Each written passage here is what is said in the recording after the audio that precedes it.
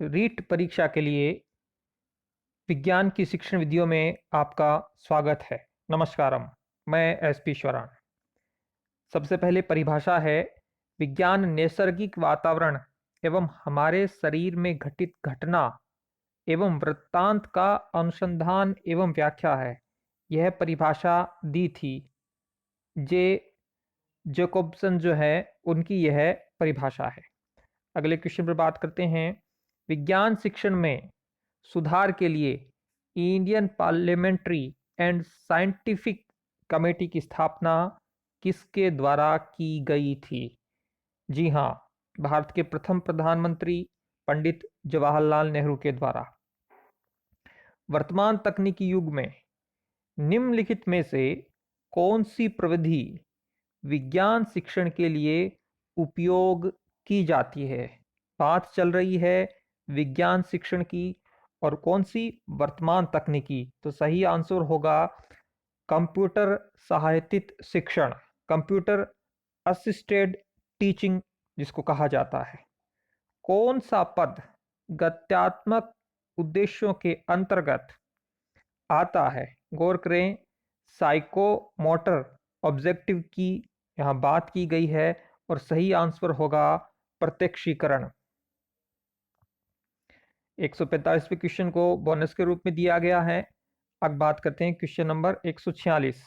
हर paper में जो है, रीट का 2011 का यह पेपर है, 10 क्वेश्चन विज्ञान की शिक्षण विधियों के आते हैं और 10 क्वेश्चन जो हैं वो गणित की शिक्षण विधियों के आते हैं।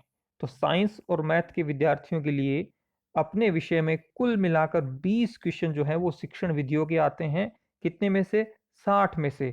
तो बहुत ही महत्वपूर्ण यह भूमिका निभाते हैं।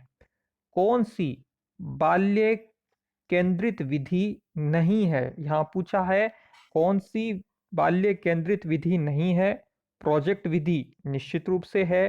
प्रयोग और प्रयोगशाला विधि भी बाल केंद्रित विधि है, लेकिन व्याख्यान जो विधि है वो बाल केंद्रित नहीं है, क्योंकि इसमें प्रमुख रूप से जो भूमिका होती है वह अध्यापक की होती है। वह भाषण देता है, व्याख्यान देता है, लेक्चर मेथड जिसको कहते हैं वो दिया जाता है। तो यह बाल केंद्रित विधि नहीं है। अगला क्वेश्चन, निम्नलिखित में से कौन सा प्रोजेक्ट पद्धति का दोष नहीं है? गौर करें, यहां पूछा है कौन सा प्रोजेक्ट पद्धति का दोष नहीं है। सबसे महत्वपूर्ण बात, इसका मतलब प्रोजेक्ट पद्धति का गुण पूछा है। इसको गौर करें आप, प्रोजेक्ट पद्धति का गुण जो है वह पूछा गया है। और इसमें से यदि देखें तो वास्तविक जीवन से संबंधित होती है प्रोजेक्ट पद्धति। एक प्रोजेक्ट दिया जाता है, उसको अध्यापक के मार्गदर्शन में जो भी विद्यालय हैं उन बालकों के द्वारा संपादित किया जाता है। जबकि बाकी जो हैं वो प्रोजेक्ट पद्धति के दोष हैं। शिक्षण अपूर्ण एवं विशृंखल होता है, सही है, यह प्रोजेक्ट पद्धति का नकारात्मक बिंदु है। व्यय साध्य, निश्चित रूप से प्रोजेक्ट पद्धति व्यय साध्य और श्रम साध्य। यहाँ साध्य का मतलब है व्यय अधिक लगता है, श्रम साध्य का मतलब है समय का अधिक लगना। और संदर्भ पुस्तकों की उपलब्धता, यह भी प्रोजेक्ट पद्धति का दोष है। जबकि प्रोजेक्ट पद्धति का एक गुण माना जाता है, और वह गुण ये होता है कि प्रोजेक्ट जो है वो वास्तविक जीवन से संबंधित होता है। यहां मैं आपसे एक सवाल पूछूंगा कि प्रोजेक्ट पद्धति के प्रणेता कौन माने जाते हैं? आप कमेंट करके इसका जवाब दें। अगला बिंदु, प्रायोजना विधि। यही प्रायोजना विधि, प्रोजेक्ट विधि एक ही बात है। कितने मुख्य सोपान प्रयुक्त होते हैं? कितनी मूल दिशाएं हैं? 4 मूल दिशाएं हैं, नॉर्थ, ईस्ट, साउथ और वेस्ट। न्यूज के रूप में आप याद रखें। तो ठीक ऐसे ही इस बात पे ध्यान रखें, 4 ही प्रोजेक्ट पद्धति में विधि में मुख्य सोपान अर्थात स्टेप्स होते हैं। 2 क्वेश्चनों की ओर चर्चा करते हैं। कौन सा गुणात्मक परीक्षा नहीं है? गौर करें, गुणात्मक परीक्षा नहीं है, यह पूछा गया है। वस्तुनिष्ठ परीक्षा जो है उसमें किसी भी प्रकार से आप देखें तो वो गुणात्मक परीक्षा के अंतर्गत नहीं आती। जबकि निरीक्षण, रेटिंग स्केल और जांच सूची ये तीनों गुणात्मक परीक्षा में शामिल की जाती हैं। 2012 के पेपर का यह अंतिम सवाल, कौन सा श्रव्य और दृश्य, गौर करें ऑडियो और विजुअल पूछा है, सामग्री है। डॉक्यूमेंट्री फिल्म जो होती हैं, वृत्त चित्र, वो श्रव्य भी होते हैं, उसमें कुछ सुनाई भी देता है और उसमें दिखाई भी देता है। यदि बुलेटिन बोर्ड की बात करें तो ये केवल दृश्य सामग्री होती है, इन पर दिखाई देता है, पट्टी में कुछ चलता रहता है। चित्र विस्तारक यंत्र जो होता है, जिसे एपिडायस्कोप कहते हैं, वो भी केवल दृश्य जो है वो सामग्री है। और विकल्प डी जो है वह भी दृश्य सामग्री है, लेकिन विकल्प ए जो है वह श्रव्य भी है और दृश्य भी है। यह 2012 का पेपर था जिसमें विज्ञान की शिक्षण विधियों से संबंधित ये सवाल पूछे गए थे। 2011 का जो आरटेट की परीक्षा हुई थी उसमें विज्ञान की शिक्षण विधियों से संबंधित कोई भी सवाल नहीं पूछा गया था, इसलिए वो इसमें शामिल नहीं किया। अब बात करते हैं रीट 2015 के क्वेश्चनों के बारे में। सबसे पहले ये जो सवाल है वो क्वेश्चन नंबर 123, निम्न में से कौन सी क्रिया कार्य सूचक क्रिया है। गौर करें, आपसे सवाल पूछा है कि कौन सी क्रिया कार्य सूचक क्रिया है। दो आंसर इसके माध्यम से शिक्षा बोर्ड ने माने, रेखांकित करना और सुनना। अगला क्वेश्चन परिभाषा के रूप में दिया गया है कि हमारी ज्ञान अनुभूतियों की अस्त व्यस्त विभिन्नता को एक तर्कपूर्ण विचार प्रणाली निर्मित करने के प्रयास को विज्ञान कहते हैं। यह परिभाषा किसकी है? यह परिभाषा अल्बर्ट आइंस्टीन की है। अगले क्वेश्चन की बात करें, कौन सी बाल केंद्रित विधि है? गौर करें, 2012 के क्वेश्चन में भी आपसे इसी प्रकार का पूछा था। वहां ये पूछा था कौन सी बाल केंद्रित विधि नहीं है, और अभी हमने बात की थी व्याख्यान विधि है जो बाल केंद्रित विधि नहीं है, जबकि यहां पूछा है कौन सी बाल केंद्रित विधि है। प्रोजेक्ट, प्रयोगशाला, ये दोनों भी पिछले क्वेश्चन जो हमने बात की थी 2012 में उसमें विकल्प में थे। प्रयोग, प्रयोगशाला और प्रोजेक्ट, ये तीन विकल्प थे। यहाँ पुनः दो विकल्प आ गए हैं और एक समस्या समाधान। ये तीनों जो हैं बाल केंद्रित विधियां, चाइल्ड सेंट्रिड मेथड माने जाते हैं। तो सही आंसर होगा इनमें से सभी, अर्थात तीनों ही विधियां बाल केंद्रित विधियों के रूप में जानी जाती है। अगला क्वेश्चन, शिक्षण उद्देश्यों का वर्गीकरण किसने किया? बहुत ही प्रसिद्ध क्वेश्चन है कि शिक्षण के कौन कौन से उद्देश्य होते हैं, इनका वर्गीकरण, क्लासिफिकेशन जो है वो किसके द्वारा किया गया था? सही आंसर है बीएस ब्लूम के द्वारा। अगला क्वेश्चन बहुत महत्वपूर्ण, सांख्यिकीय अभिक्रमित अनुदेशन के जनक कौन है? अर्थात किन्होंने सांख्यिकीय अभिक्रमित अनुदेशन विधि को प्रणेता के रूप में जाना जाता है, और वो हैं नॉर्मन ए क्राउडर। अर्थात इसको आप क्राउड के रूप में याद रखें, क्राउडर के रूप में याद रखें। सांख्यिकीय अभिक्रमित अनुदेशन के जनक हैं क्राउडर।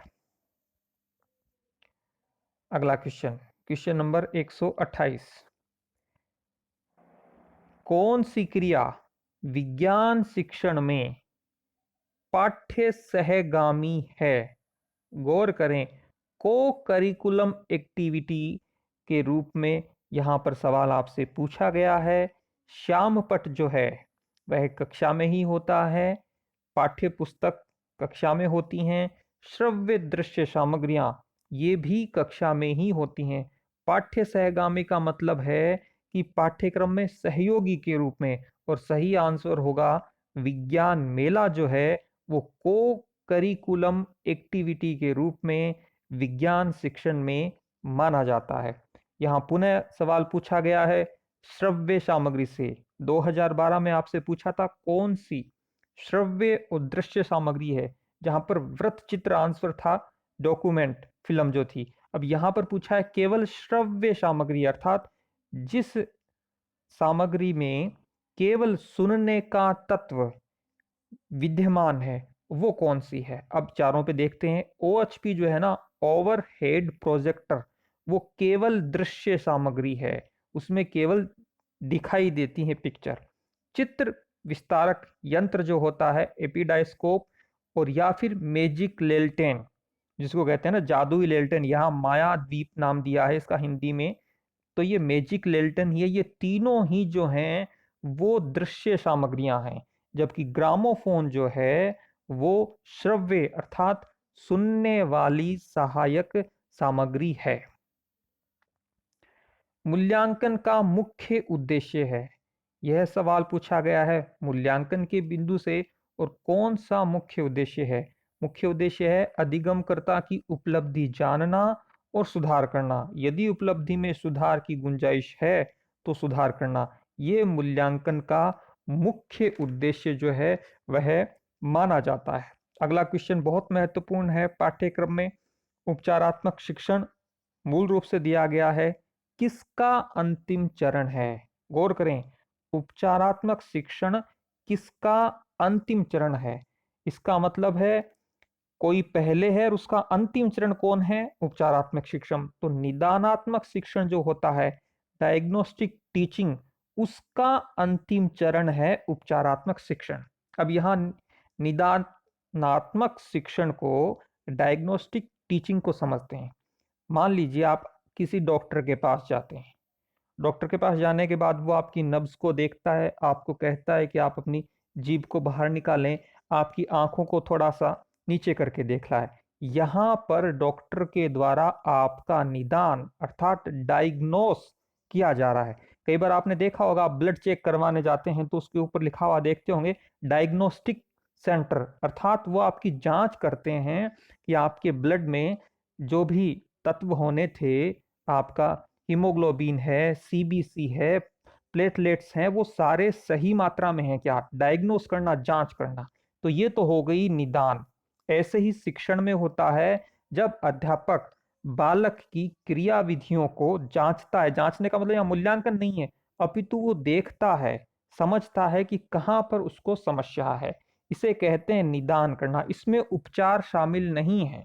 उपचार इसका अगला और अंतिम चरण आता है, और वो है उपचारात्मक शिक्षण। अर्थात इसमें क्या होता है, जो भी समस्या होती है बालक को सीखने में, उसका समाधान किया जाता है। इसे कहते हैं उपचार करना। अब डॉक्टर के द्वारा जब दवाई लिख दी जाती है और उस मेडिसिन को जब आप लेते हैं तो उसको कहते हैं उपचार। तो उपचारात्मक शिक्षण जो है वह निदानात्मक शिक्षण का अंतिम चरण है। पाठ्यक्रम में साफ उल्लेखित है उपचारात्मक शिक्षण। अब बात करते हैं 2017 के पेपर की। रीट 2017 का पेपर है यह।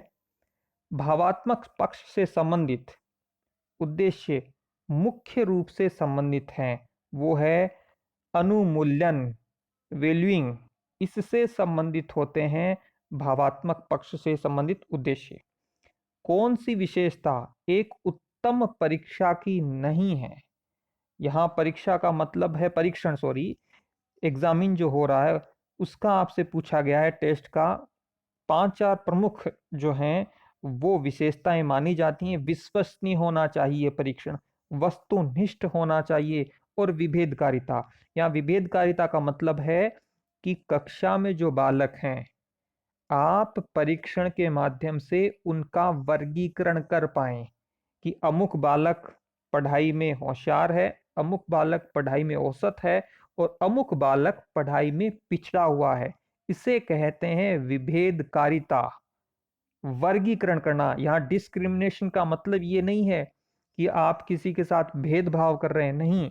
यहाँ विभेदकारिता का अर्थ है परीक्षण के द्वारा बालकों का वर्गीकरण करना उनके प्राप्त अंकों के आधार पर। जबकि योजना ये जो बिंदु है, यह जो है उत्तम परीक्षण की विशेषता नहीं है।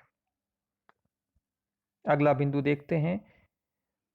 अब यहां आता है एक प्रक्षेपी शिक्षण सामग्री। गौर करें, जो हम टीचिंग एड की बात कर रहे हैं। कुछ सामग्रियां होती हैं जो प्रक्षेपी होती हैं, प्रोजेक्ट जिसको कहा जाता है प्रोजेक्टेड। एक होती है अप्रक्षेपी सामग्री। इसको समझिए, आपने कई बार सुना होगा कि अमुक उपग्रह को प्रक्षेपित किया गया है। समझ पा रहे हैं? तो अमुक उपग्रह को प्रक्षेपित किया गया, इसका मतलब है अंतरिक्ष में उसे छोड़ा गया है। अब यहां पर उस सामग्री को आपको चयन करना है जिसको फेंका जाता है, दूर से देखा जाता है। एक तरीके से देखें तो चार्ट जो है वह आपके सामने उपलब्ध होता है। चार्ट लगा हुआ है दीवार पर। मॉडल जो होता है जिसको प्रतिरूप भी कहते हैं, अर्थात किसी वस्तु का छोटा रूप, उसे मॉडल कहते हैं। बुलेटिन बोर्ड जो है वो क्या होता है कि आपके सामने बोर्ड लगा हुआ है, उस पर कोई सामग्री है जिसको आप देख रहे हैं। लेकिन OHP जो होता है, ओवर हेड प्रोजेक्टर, इसमें क्या होता है कि जो भी विषय अध्ययन सामग्री होती है उसको एक निश्चित दूरी से दीवार पर या फिर पर्दे पर फेंका जाता है, और पर्दे पर जो दिखाई देता है उसे बालक देखते हैं। तो यहाँ पर प्रक्षेपी सामग्री का उदाहरण है ओवरहेड प्रोजेक्टर, OHP भी जिसको कहा जाता है। कौन सी शिक्षण विधि मानसिक निष्कर्षों को महत्व प्रदान करती है? गौर करें, यहां मानसिक निष्कर्षों को महत्व। सही आंसर है समस्या समाधान विधि जो है वह मानसिक निष्कर्षों को महत्व देती है, क्योंकि बालकों के सामने एक समस्या दी जाती है, उस समस्या पर उन्हें चिंतन तर्क वितर्क करने का अवसर दिया जाता है, उसके पश्चात निष्कर्ष निकाला जाता है जिससे उस समस्या का समाधान हो पाए। अब बाकी तीन विकल्पों पर गौर करते हैं। प्रयोगशाला विधि में क्या होता है? प्रयोग करके बालक देखते हैं। व्याख्यान विधि में अध्यापक जो है वो व्याख्यान देता है, भाषण देता है। और व्याख्यान युक्त प्रदर्शन विधि जो है वह भी शिक्षक केंद्रित विधि है, जिसमें व्याख्यान के साथ साथ शिक्षक के द्वारा कुछ प्रदर्शित किया जाता है। तो तीनों ही मानसिक निष्कर्षों को महत्व नहीं देती हैं, जबकि समस्या समाधान विधि मानसिक निष्कर्षों को काफी महत्व देती है। अब बात करें कौन सा विज्ञान के उत्पाद के अंतर्गत आता है। सवाल को समझिए, यहां पूछा है प्रोडक्ट ऑफ साइंस, विज्ञान का उत्पाद। अब विज्ञान का जो उत्पाद है, विज्ञान में वैज्ञानिक नियम अर्थात साइंटिफिक लॉ जो हैं वो विज्ञान के उत्पाद के अंतर्गत आते हैं। जबकि बाकी तीन विकल्पों पर प्रयोग करें, बच्चे प्रयोगशाला में प्रयोग कर रहे हैं, यह विज्ञान का उत्पाद नहीं है। आप परिकल्पना का निर्माण कर रहे हैं, परिकल्पना बना रहे हैं। अब यहाँ हम हाइपोथेसिस पर गौर करते हैं। हाइपोथेसिस जो है वो जब PhD की जाती है महाविद्यालयों और विश्वविद्यालयों में, तब इसका शोध के एक प्रमुख चरण के रूप में यह माना जाता है। इसमें यह होता है कि किसी विषय पर आप विभिन्न विभिन्न बिंदुओं के माध्यम से उसको परिकल्पित करते हैं, सोचते हैं। वैज्ञानिक अभिवृत्ति जो होती है, साइंटिफिक एटीट्यूड, यह एक मनोवृत्ति है जो किसी में भी हो सकती है। और हमारे मूल कर्तव्यों में भी वैज्ञानिक मनोवृत्ति को बढ़ावा देने की बात की गई है। यहाँ मैं आपसे पूछूंगा भारतीय संविधान के अनुच्छेद, वैसे आप साइंस के विद्यार्थी हैं तो इसका जवाब नहीं जानते होंगे, लेकिन यदि आपने थोड़ा भी सामान्य अध्ययन को पढ़ा है तो 51A में जो 11 मूल कर्तव्य हैं, सवाल ये है कि वैज्ञानिक मनोवृत्ति का विकास करना, साइंटिफिक टेम्परामेंट जिसको कहते हैं, वो कौन सा मूल कर्तव्य है? 5वां है, 7वां है, 8वां है, वो आप बताएं। एक बात और, ये शिक्षण विधियां न केवल विज्ञान के लिए उपयोगी हैं, बल्कि आप गौर कर रहे होंगे अन्य विषयों के लिए, चाहे वो सामाजिक हों, चाहे वो L1 लेवल 1 के विद्यार्थियों, क्योंकि वहां पर भी विज्ञान और गणित दोनों ही पाठ्यक्रम में शामिल हैं, उनके लिए भी उपयोगी है। क्वेश्चन नंबर 127 बोनस के रूप में दिया गया है। और क्वेश्चन नंबर 128 की यदि बात करें, विज्ञान शिक्षण में विद्यार्थियों की अधिगम कठिनाइयों के निदान के उपरांत किस प्रकार के शिक्षण की व्यवस्था की जानी चाहिए, गौर करें, 2012 में ये पूछा था उपचारात्मक शिक्षण जो है वह किसका अंतिम चरण है। यहाँ पर इस क्वेश्चन को थोड़ा सा बदला है, लेकिन क्वेश्चन वही है कि विद्यार्थियों की अधिगम की कठिनाइयों का निदान कर लिया, अर्थात उन्हें समझ लिया, और उसके बाद किस प्रकार का शिक्षण किया जाना चाहिए। तो सही आंसर है उपचारात्मक शिक्षण। अब अंतिम 3 सवाल। एक क्रमबद्ध प्रक्रिया जो यह बताती है कि बालक ने किस सीमा तक शैक्षिक उद्देश्यों को प्राप्त किया। मूल्यांकन की बहुत ही सारगर्भित और प्रामाणिक परिभाषा है यह कि एक क्रमबद्ध प्रक्रिया है जो बताती है कि बालक ने किस सीमा तक उद्देश्यों को प्राप्त किया है। बाकी 3 विकल्पों की यदि बात करें, निदान का मतलब होता है डायग्नोस करना, देखना समझना कि कहाँ पर विद्यार्थी क्या चूक कर रहे हैं। प्रयोग का मतलब एक्सपेरिमेंट होता है, वो यह नहीं बताता कि बालक ने किस प्रकार से क्रमबद्ध तरीके से शैक्षिक उद्देश्यों को प्राप्त किया है। और ट्रेनिंग का संबंध तो मूल रूप से अध्यापक के संदर्भ में है। परिभाषित करना बहुत अच्छा सवाल है। डिफाइनिंग, परिभाषित करना, क्रियासूचक शब्द किस व्यवहारगत उद्देश्य से संबंधित है। कुछ समय पहले हमने मनोविज्ञान का एक वीडियो अपलोड किया था जिसमें यूनिट 1 के कुछ परिभाषिक शब्दावली का हमने आपके सामने व्याख्या सहित प्रस्तुतिकरण किया। आपने यदि वो वीडियो नहीं देखा है तो जरूर देखें। जैसे संवेदना, प्रत्यक्षीकरण, संप्रत्यय निर्माण, वातावरण जैसे और भी शब्दावली के शब्द थे जिनको हमने इस वीडियो में समझा था। यहाँ जो आंसर है वो है संज्ञानात्मक। अधिगम का जो हमने साइकोलॉजी का वीडियो अपलोड किया उसमें अधिगम के 3 क्षेत्र थे। संज्ञानात्मक क्षेत्र, दूसरा था भावात्मक क्षेत्र, और तीसरा था क्रियात्मक क्षेत्र। तो परिभाषित करना जो है उसमें हमने वीडियो में बताया था तर्क करना, विचार करना, विश्लेषण करना, ये सब संज्ञानात्मक क्षेत्र के अंतर्गत आते हैं।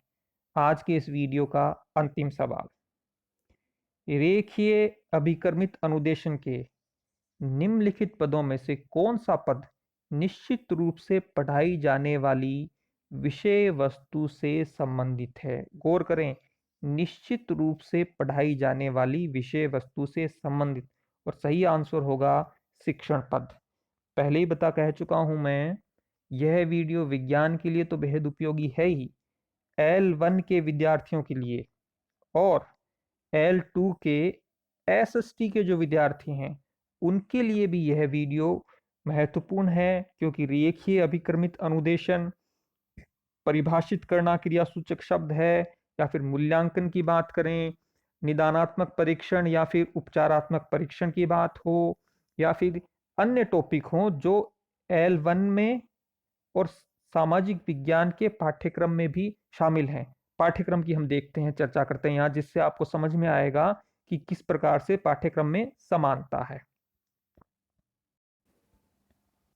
यह जो है बाल विकास एवं शिक्षा शास्त्र अर्थात मनोविज्ञान का पाठ्यक्रम है। अब इसमें देखिए, क्रियात्मक अनुसंधान, एक्शन रिसर्च इसमें है, उपलब्धि परीक्षण का निर्माण है, आकलन, मापन एवं मूल्यांकन का अर्थ एवं उद्देश्य। अब बात करते हैं, ये है भाषा प्रथम। आप हिंदी या इंग्लिश या संस्कृत के रूप में कोई भाषा प्रथम लेंगे, इस भाषा प्रथम देखें कि उपलब्धि परीक्षण का निर्माण है, उपचारात्मक शिक्षण है। अभी हमने विज्ञान के पेपर में उपचारात्मक शिक्षण को पढ़ा था। निदानात्मक परीक्षण का अंतिम चरण उपचारात्मक शिक्षण होता है। उपलब्धि परीक्षण का निर्माण यहाँ है, पुनः यहाँ सतत मूल्यांकन है। साइकोलॉजी में भी CCE के रूप में भी हमने पाठ्यक्रम बिंदु में देखा। अब ये है भाषा द्वितीय के रूप में, यह आपका पाठ्यक्रम है। इसमें भी गौर करें आप, उपलब्धि परीक्षण का निर्माण है, उपचारात्मक शिक्षण है और सतत मूल्यांकन है। अब बात करते हैं हम सामाजिक विज्ञान के पाठ्यक्रम की।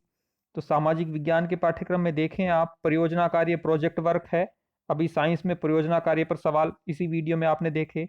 मूल्यांकन आपके पाठ्यक्रम में है, शिक्षण अधिगम सामग्री एवं सहायक सामग्री, जिसमें श्रव्य सामग्री, दृश्य सामग्री, श्रव्य दृश्य सामग्री, प्रक्षेपित सामग्री, अप्रक्षेपित सामग्री सभी शामिल होंगे। अब बात करते हैं हम विज्ञान और गणित के पाठ्यक्रम की। ये देखिए, ये है गणित का पाठ्यक्रम। ये तो मूल रूप से गणित से संबंधित है, लेकिन ये जो यूनिट है जिसमें से 5 क्वेश्चन आएंगे गणित के 30 क्वेश्चनों में से, उसमें मूल्यांकन, उपचारात्मक शिक्षण और शिक्षण की समस्याएं ये हैं। अब बात करते हैं विज्ञान के पाठ्यक्रम की। तो विज्ञान के पाठ्यक्रम में ये जो 5 क्वेश्चन हैं ये तो मूल रूप से विज्ञान से संबंधित हैं, लेकिन ये जो 5 क्वेश्चन हैं वो पुनः समान है।